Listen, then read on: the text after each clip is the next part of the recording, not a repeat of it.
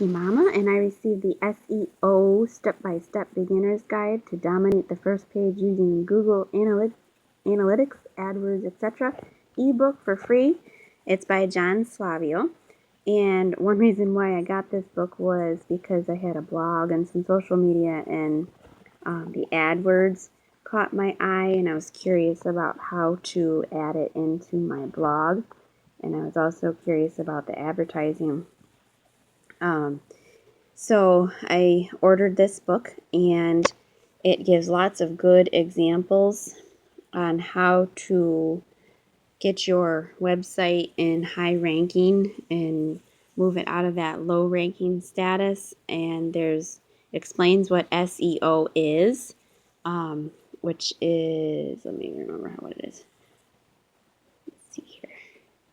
Search engine optimization. So he goes through what all of that is, gives examples of what you can do with it, lots of techniques, and he uses lots of list formatting and keywords, and gives a whole bunch of ideas on your different things that you would use in your website, and how to market it. So I found it very interesting. It's only an hour book on the tablet, so it shouldn't take you very long.